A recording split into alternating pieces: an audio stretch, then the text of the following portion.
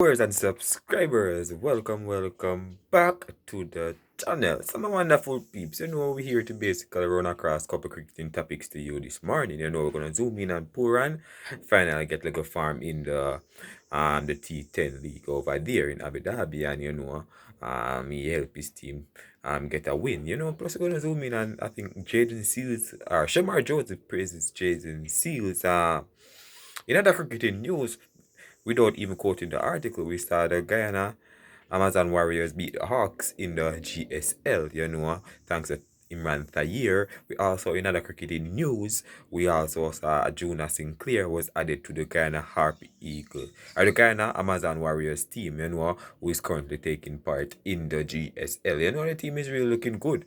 They bounce back and beat the Hawks yesterday. But, let's zoom in on Nicholas Pooran first, and then we touch on the Jaden Seals and Shamar Josie. But if it's the first time on the channel, my people, please go ahead and hit that subscribe button and turn on the post notification bell.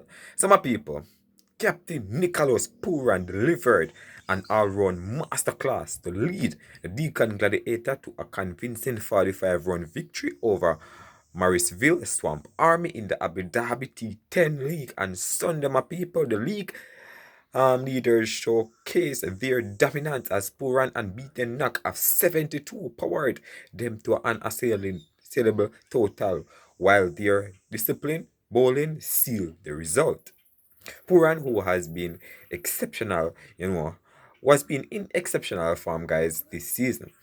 Smashed 72 not out of 33 balls, featuring 4 fours and 5 touring 60s. He combined with Tamkala Cadmore, who blasted a rapid 51 runs from 24 balls with 5 fours and 3 6s, in a blistering opening partnership of 124 runs, 51 balls. The dynamic duo led the foundation for the commanding um, total of 142 147 guys for two from their 10 overs.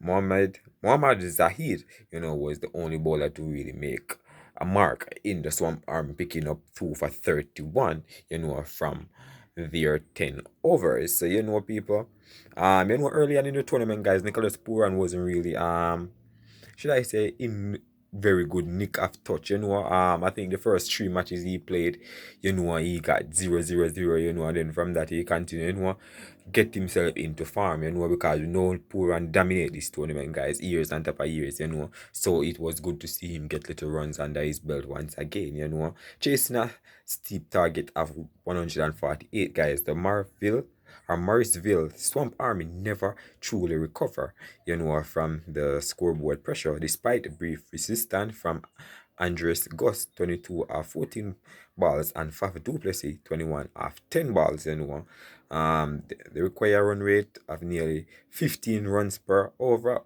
proved insurmountable. Puran was instrumental behind the stump as well, stumping Gus, running out Duplessis, and taking a sharp catch to dismiss Imad Wazim for 9. Jack Taylor, 25 not out, and Rahan Mustafa, 13 not out, offered late resistance, but the Swamp Army's innings fizzled out, at 102 for 5, handing the Gladiators dominant 45 runs of victory. The Gladiators bowlers, were clinical in defending the total. Osman Tariq returned economy figures of 2 for 19, while Richard Gleason was sensational, conceding just 4 runs and picking up 1 wicket in his spell. Right? The emphatic victory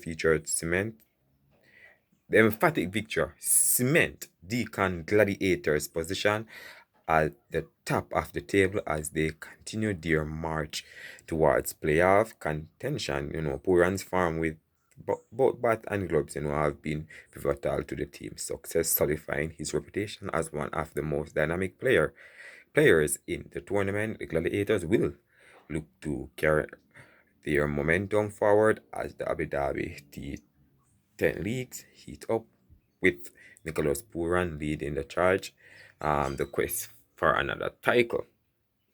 Or for the title, I think, so that's how the match really played out, guys. Alright, so in other cricketing news, guys, I thought I was going to really zoom in on, guys. Um,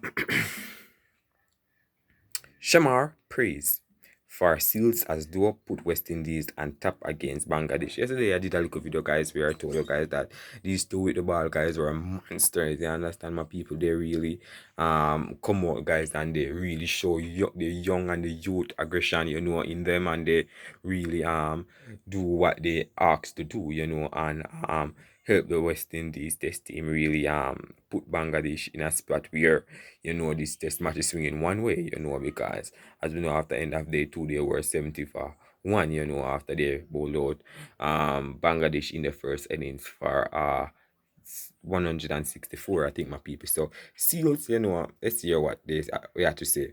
All right, we know the aggression Seals brings to the table, said Joseph.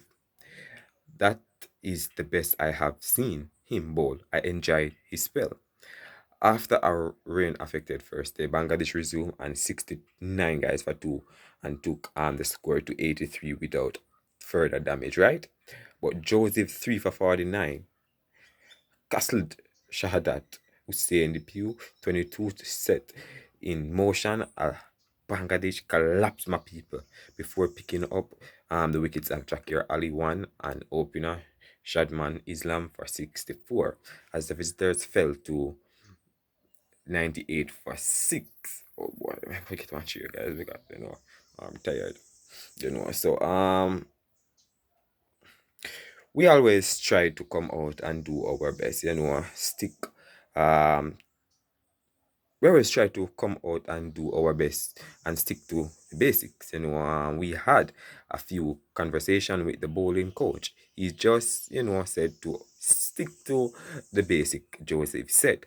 I'm just quoting the article to you guys. You understand?